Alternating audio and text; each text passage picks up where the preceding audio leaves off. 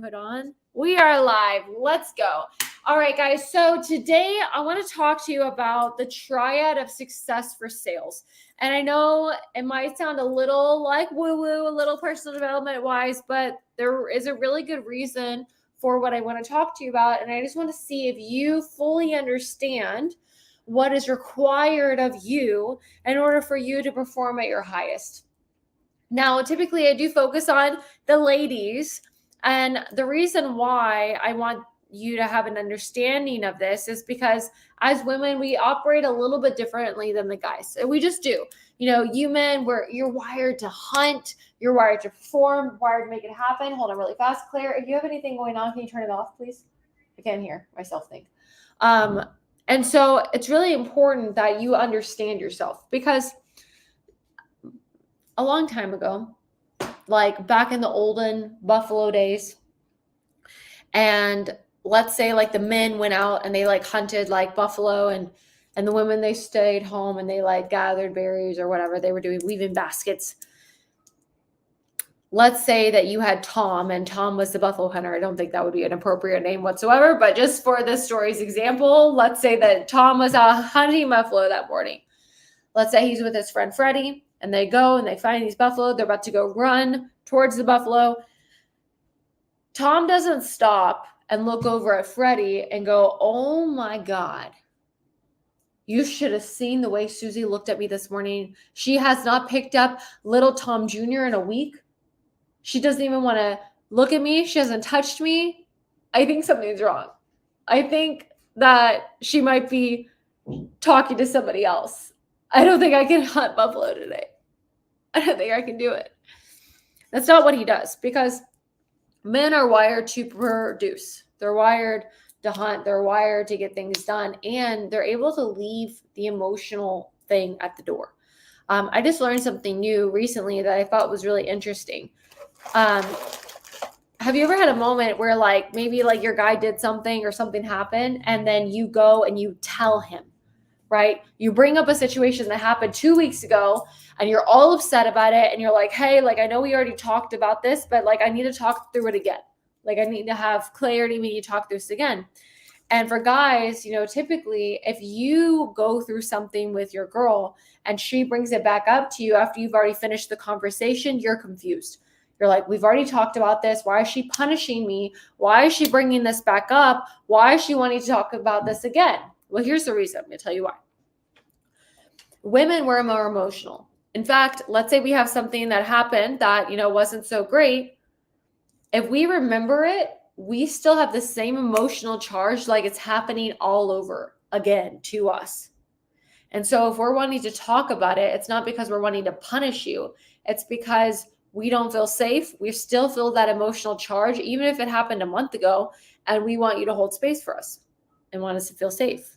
So if we're recommunicating something, it's because that we still feel that emotional charge. So it's just really interesting how men's brains work and women's brains work. You know, as women, we think about multiple things at once. We open up a fridge and we can see that it's dirty. Like, let's say we open up the fridge, we're really hungry and something got knocked over, it's spilt. We'll stop, we'll go clean it up. Guys, you open up the fridge, you don't see that. You think one thing at a time. You have a priority list. There's things that you need to get done. As women, we don't have that. We think about multiple things. We go to cook dinner and it's a mess. We clean that up. And then we go and we put, you know, a dirty towel in the laundry, and we notice the laundry hasn't been done. So we start a load, and then we go do this and this, and we didn't even cook dinner. It's been like an hour, right? So there's so many things that we have to understand. When it comes to a sales conversation, it's important for you to understand how you are wired and how you work so that you can bring your best performance to the table so that you can perform, regardless if you're a guy or a girl, right?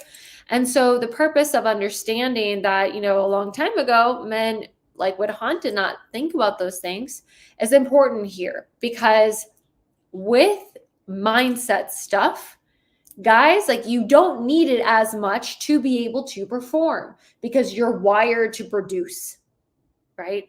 As women, if we have something emotional going on, it can really royally mess us up. Ladies, drop in the chat me if you have ever had the experience of like something happening at home, your personal life, right? Something happened with your guy, And then all of a sudden, it's like, I can't focus. Like the world is over. I cannot work today. Anyone? Something happened with your kid? Yeah. Carly says, me, right? It's just like the world is over. I can't do anything because this emotional thing has happened. And the thing is that life hits you when you least expect it, right? Like we're not expecting to be upset or to be traumatized about something. Like just shit hits the fan and all of a sudden we have to deal with it. And guys, y'all are so much better at this. You're so much better at like putting the stuff to side and being like, all right, I have a priority list. I have to focus on work. Women, our priority list is, how we feel and our family and our kids and our significant other. That's more of a higher priority in our head than getting something done sometimes, right? And so it's more important for us to have an understanding of this so that we can have the right tools in place. So I want to show you something that I created, and I call it my success triad for sales. And it's really simple, right? If you want to do this for yourself, you can. You get out a sheet of paper and just basically draw a triangle. Super simple. So if you're drawing a triangle, I'm going to make it thick enough to where everyone can see it. I want a vibe board for Christmas. Maybe Santa will bring it to me. Here's a triangle, right? So we're drawing a triangle and there's 3 different sides of this triangle for sales success. Okay. So one side, you're going to write skills. Okay. Skills. Now, in regards to skills, you are paid based on the value that you bring to the marketplace. You are paid based on the skill level that you have. Now, this is not just about you knowing what to say in a conversation in sales, right? This is about how you're saying it, the tonality that you're using, your ability to drop someone's guard. Ladies, if you're not being taken seriously in sales, it's about raising your status in the prospect's mind, getting them to think results-based thinking as fast as possible, right? Knowing how to navigate objections, knowing how to see and prevent an objection before even happening because you're listening to what the prospect means and not just what they're saying, right? Skills, developing skills, mastering skills takes time. And repetition is the mastery of skill. Repetition, developing the fundamentals, watching yourself over and over, critiquing your own sales calls, getting somebody to give you feedback, telling you that you're talking too fast or too slow, helping you understand if your tonality is causing resistance in your prospect or causing curiosity, helping them open up. Do you start a call by saying, oh my God, hi, how are you? How's your day going? Oh my God, you have a dog, me too, even if I don't have a dog, and try to build fake rapport and cause a lot of resistance because we're in the least trusting era ever and people don't believe that you actually care about them. And now you spend the rest of the entirety of the call trying to convince them that you're there on their side? Or do you have the skills in place already to automatically look like a knowledgeable expert and not have any issues, right? So it's skill, right? Skills, sales skills, and developing those sales skills through repetition, through understanding, through mastering tonality, mastering how to get people to drop into a different emotional drivers, getting their brain to go into a fight or flight response and go into where it feels oxytocin and serotonin. Like there's a mastery of skill, right? So first of all, that's on one side. So you have the skills aspect. Now on another side, we have mindset, okay? Your belief in yourself. Now, again, for guys, you don't have to do this as much. Okay. Like you getting in cold plunges is not going to make you more sales, right? Like it really is not. You meditating more is not going to make you more sales, right? It's really nice. It really helps you. But if you don't have the skills, you can't perform. You're playing a numbers game, right? Counting the no's till you get a yes. Like that's how you burn out. That's how you get exhausted. You don't want to do that. So for us ladies though, us having the skills is not enough. I can have all the skills in the world and then something happens, shit hits the fan. Something happens with my daughter, something happens with my man, and then all of a sudden I'm out for the day. Like I don't want to do anything. Nothing else matters except for that being fixed. And it's hard because guys' minds, like nothing else matters but the highest priority. Their highest priority is performing. We're going to prioritize work when we are going to prioritize family and our love life. right? And that's not wrong. It's just what it is. We're wired differently. Yeah, it's okay. So it's just giving you the skills to understand that, hey, like me having the skills is not enough. I also have to have the mindset. That's going to be required to get me to the next level. Guys, not so much. Guys, you guys can do, like, you can keep going without feeling like you're being rejected over and over. You can keep putting in more reps. Now, the last part of this triad is taking action, right? Taking specific action to get to where you want to go. Now, this is not you being busy. I woke up this morning, I cleaned my whole house. Oh my God, I'm doing so well. No, this is prioritizing your time to take action with things that move the money needle forward, right? What's the most important priority right now, right? Is it following up with customers? Is it following up with prospects that were almost ready? Is it prospecting? Is it having another conversation? Is it sending a follow-up message? What is the priority? And getting yourself to take action. Now, the beautiful thing about this is that you can't have one without the other, right? Like, especially for us ladies, we cannot have one without the other. Let's say we take a bunch of action and we have all the skills, but we don't have the mindset to believe in ourselves to get us through the rejection. We're going to quit. We're going to burn out and quit, which is why you see a lot of people quitting a sales job 3 months in. They work, do really, really hard, try to have all the skills required, and like don't believe that they're worthy of it or that they can do it or can't handle the rejection, and then all of a sudden they're out. Or let's say that you just have the mindset and you take a bunch of action. That's what a lot of people do that don't have real sales skills, right? So maybe they have the numbers game. They're calling hundreds of people a day. People are hanging up on them. Oh, I'm busy right now. Call me back later. Call me back next month, next year. Oh, like, please just send me some information. We'll let you know if we're interested, right? We said I want to quit and I'm on day 3, dear Lord. Right? It's because we need more skills, man. So, you being able to just have the mindset, I believe in myself, I believe in myself, I believe in myself, and take tremendous action, you're going to feel like you want to quit and you want to burn out because you haven't developed the skill. Now, let's say I have all the mindset, we have all the skills, and I'm like, oh my God, I believe in myself, I've learned so much, but you don't take any action, you're not going to make any money, right? So it's like all 3 of these combined together to really get you where you want to go. And the thing is that the skills are more important now than ever before because of the time that we are in. We are in the least trusting era ever of humans. And when it comes to acquiring sales skills, the first sales model that was ever created was in 1836. And it was the AIDA model, right? And this model of selling is literally still being taught today. And the thing that's really interesting with that is, like, do you really believe that people think the same, make decisions the same as 120 years ago? They don't. People make decisions a little bit different. So wouldn't it make sense to have a sales model, to have a different type of methodology, a different way of selling than something that was taught 120 plus years ago? Probably, right? And because we're at the least trusting era ever, we have to come and have a different type of style of approach of sales in general. So the first type of era of selling was like old school boiler room selling, Wolf of Wall Street selling, where we were pressuring people, telling them what to do. I have a great opportunity for you. Let me show you what I can do. Like, that was what I was originally taught in sales, right? Just bullying them into making a yes. And it made me feel so uncomfortable. Not only did it make me feel so uncomfortable, but it doesn't work as well, right? You had a lot of resistance, a lot of people putting up walls, a lot of people not wanting to buy from you.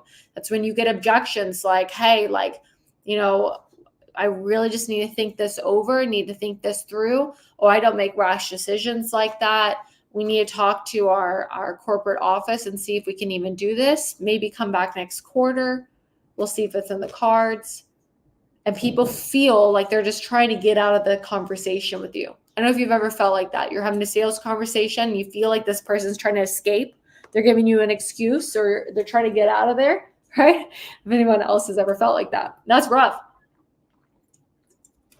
Now, after the boiler room type of selling, in the 80s, they came out with like a consultative type of selling where you would ask a few logical based questions, then you would go into a long-winded presentation, and then we would go into objection handling. I don't know if anyone's ever experienced a 30 to 60-minute long presentation where people are telling you how amazing their product is and their company and they're the best leadership. Here's a picture of our building. Here's a picture of other people that got results like you. And here's this and this and this. And then we go into objection handling. Most of the time spent in the presentation. And when you're asking logical based questions, you're going to get logical surface based answers. And people buy with emotion and they justify it with logic. So if I ask somebody only logical based questions and I get surface based answers, I really don't get them to fully trust me enough to open up so that we both together can find what the real problem is. Most people have no idea what the real problem is. It's almost like I give an example of like the pimple popper show, right? Where somebody has a disgusting pimple on their arm and it's been there for 5 years, right? And they go to the pimple popper people and they go to like take it out, all this nasty stuff comes out of it. It's disgusting. But why 5 years? Why did the 5 years go by with this pimple being there and not doing anything about it? Well, you find out that, they're about to get married, the guy's engaged, and the girl asked him about it, and it really never bothered him until she pointed it out. And now he's there getting it removed. It's kind of like people's pain. Your brain is wired for survival. So your brain doesn't want to think about pain. It doesn't want to sit in pain. It doesn't want to do that, right? You're not meant to do that. So your job as a salesperson is to be able to uncover the pain from the problem that they have or may not know that they have. And you can start asking them questions for them to start to uncover and feel like they can open up so that they can realize that this pimple is really bothering them. Like, how long has it been there? And like, well, what do you feel like it's impacting you at all? Well, with it being there and, your fiance seeing that every day, do you feel like that's affecting her? Well, in what way? Well, how come you haven't done anything about this in the past? Well, why is it so important to you now, though? Right? And just uncovering people's pain. JJ, your problem is that you haven't spent more time with me. We were supposed to go to dinner. That's your problem. We need to go to dinner. The problem is that, we don't really know how, or we don't have the willingness to be patient to sit with somebody for them to notice and realize his pain and how it's affecting them. Yeah. So your ability to acquire these skills is going to be really important for you because it's going to give you the ability to help more people. And if you can't help yourself, if you don't believe in yourself and you're not doing the work internally on you, it's going to be very difficult for you to show up powerfully for somebody else, for you to be able to lead them or get them to sit in uncomfortability for them to want to make a change. If you can't be uncomfortable, why is it that you're going to allow somebody else to get uncomfortable? So as we finish with this today, I just want you to ask yourself, and I want to do one more thing before we go because it's almost a new year. Ask yourself where you get to develop. If we were just going to take a note, do we need to increase our skill level to where it's easier for somebody to open up to us? Maybe increase our ability to have a better tonality, increase our ability to understand what the prospect is meaning, not just what they're saying. To feel like you really know, regardless of what a prospect throws at you, you know with absolute certainty where to take a sales conversation.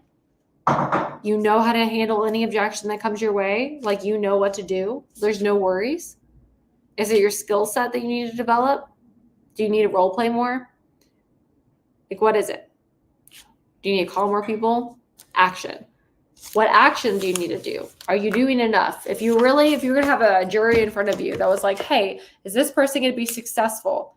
Based on the action that you're taking every single day, would they be able to say, yes, I convict this person to be able to be successful? Or would you know possibly that you're like, I'm really not doing what I need to do? And that's okay to have a recognition of that, but it's also your responsibility now to do something about it. Or lastly, your mindset. Women, we deal with this a little bit more roughly than guys do, but do you feel like you have every single thing inside of you to be able to figure this out? Because if you doubt you and you doubt your abilities, or you're suffering and you're worried all the time, you're thinking only about yourself.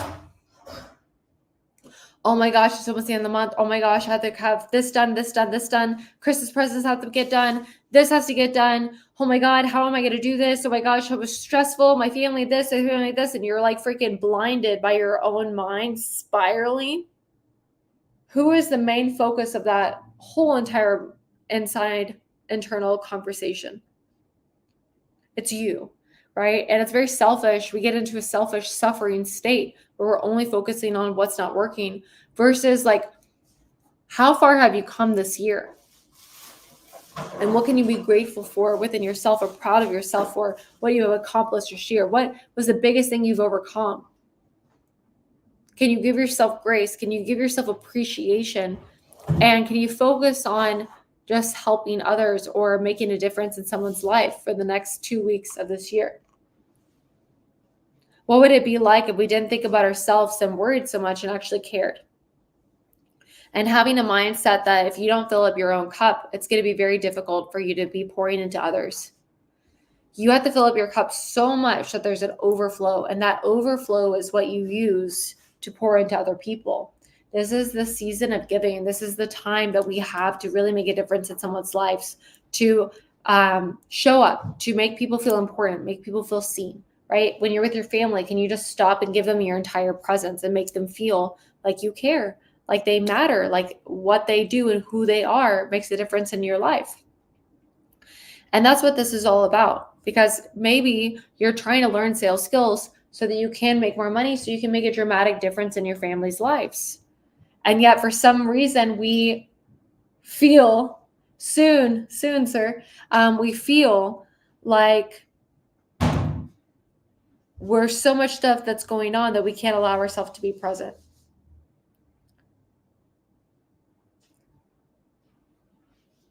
We feel like there's so much going on that we can't allow ourselves to actually make the time to make the memories. Oh, I'll do it later. As soon as I'm successful, I'll do this. Versus allowing ourselves to really step in and be present and really make the people in our lives feel important. Yeah.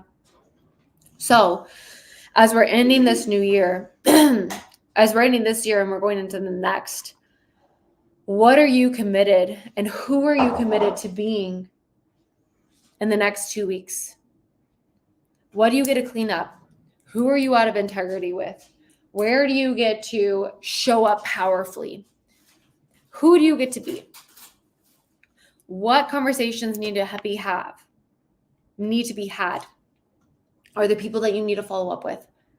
Are there people that you need to do things for? And just getting right with yourself and ask yourself who you want to be for this next year. And if there was one word, one emotion that you would like to feel like for the entirety of the rest of the year, one thing that you're like, man, if I felt like this all year long, what would that be? Maybe it's I want to be more confident. Maybe it's I want to be more powerful. If you have your word, drop it in the chat below. But how would you like to feel for the entirety of the rest of the year? Like, I would just want to feel more grounded. I want to feel more peaceful. How would you like to feel for the rest of the year? And making that commitment now to do whatever you got to do to be whoever you get to be. Like, this is your time. And I feel like so many of us are so worried and so frustrated that things are not going the exact way that we want to, versus focusing out on others and really wanting to make a difference in other people's lives. That's what a sales call is all about. You being able to help somebody make a change to change something about their life or about their business, right? So I appreciate you. Thank you. Skilled and action oriented. My ambition will do the rest. Amen. Let's go, boo. So I honor you guys. I appreciate you showing up for yourself today on this live.